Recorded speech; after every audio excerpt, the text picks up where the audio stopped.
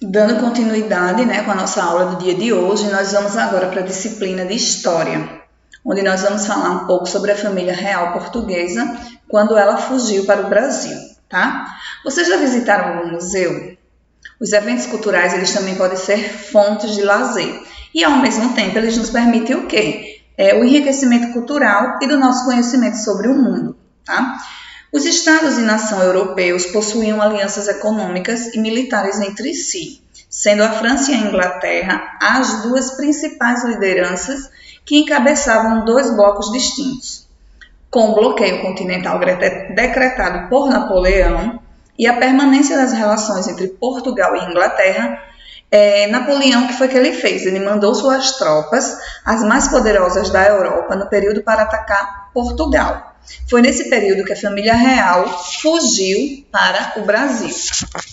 Portugal e Inglaterra eram aliados e possuíam acordos comerciais importantes, além da grande dependência da frota marítima inglesa para muitas ações portuguesas. E nós iremos ver também que a chegada da família real portuguesa ao Rio de Janeiro, os representantes reais, o que é que eles buscaram? Eles buscaram entre as residências da área urbana carioca aquelas mais luxuosas, tá? E grandes, espaçosas, que pudessem abrigar as pessoas da corte portuguesa. Vamos lá. Família real portuguesa foge para o Brasil. O feriado de 7 de setembro de Otávio e Dulce foi muito divertido. Em um dos dias que estiveram na casa do avô Orlando, fizeram um passeio cultural, uma visita a uma exposição sobre a chegada da família real portuguesa ao Brasil. Acompanhe a seguir o que eles encontraram nessa exposição. Um reino contra Portugal. Dulce ficou curiosa sobre o quadro com os navios e quis saber os motivos que levaram a corte portuguesa a vir para cá. Vovô, a família real portuguesa estava fugindo de qual guerra? O senhor Orlando explicou a ela que a vinda da família real portuguesa esteve relacionada às lutas políticas entre a França e a Inglaterra. Naquela época, no século XIX, a França era governada pelo imperador Napoleão Bonaparte.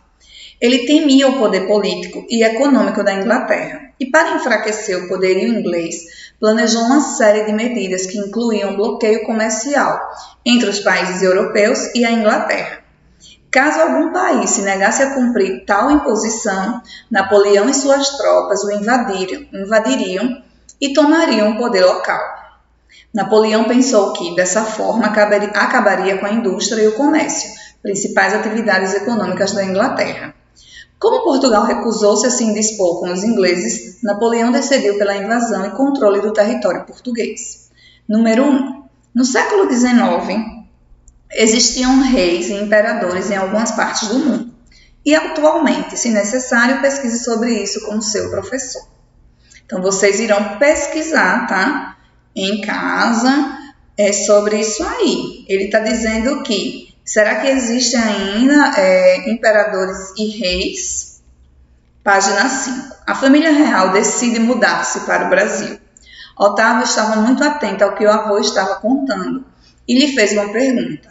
Vô, e o que isso tem a ver com a vinda da família real portuguesa para o Brasil? Portugal não podia obedecer às ordens de Napoleão, pois tinha acordos comerciais com a Inglaterra e dependia muito dela.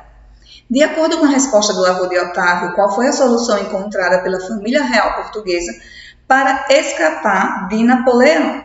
Discuta com os colegas e professor antes de registrar as suas respostas, que completará a fala de Orlando, né? O que será que a família real, qual foi a solução encontrada pela família real, tá? Para se transferir para o Brasil, né? 3. Por que o Brasil foi escolhido como destino para abrigar o rei português, Dom João e sua corte após a fuga de Portugal?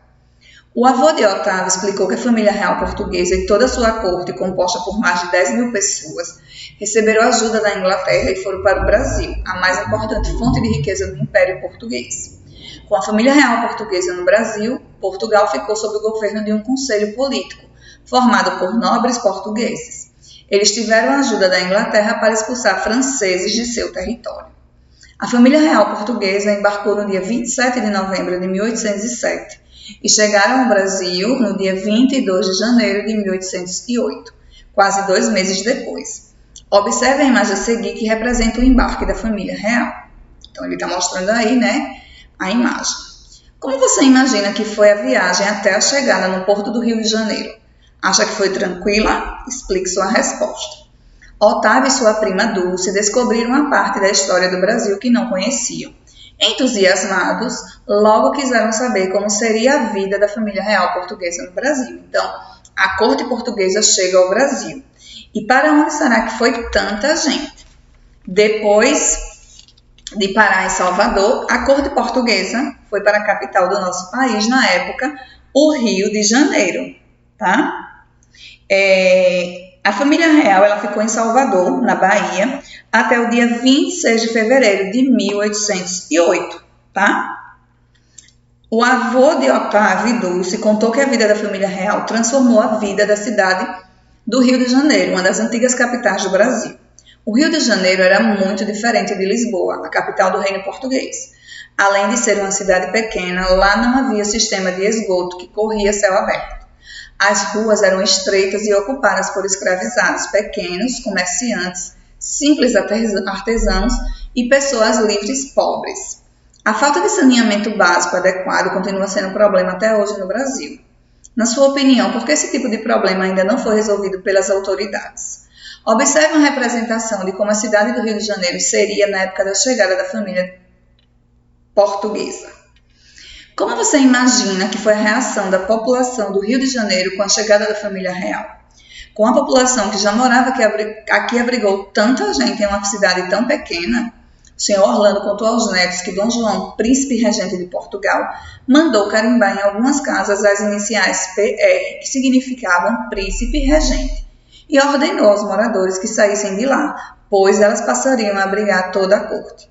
Otávio e Dulce ficaram impressionados com essa atitude. O avô Orlando continuou a história contando muitos outros fatos que também os deixaram bastante surpresos.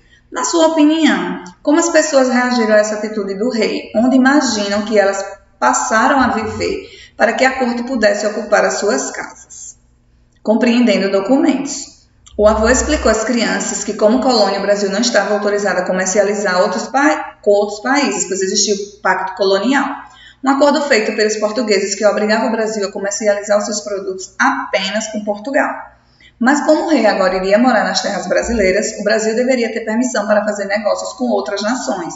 Leia o documento assinado pelo rei que permitia tal ação. Depois que vocês lerem, tem essas 3 perguntas para que a gente possa responder, certo? Estamos encerrando por aqui. Fiquem com Deus, tenham um ótimo final de semana. E até segunda-feira. Beijos!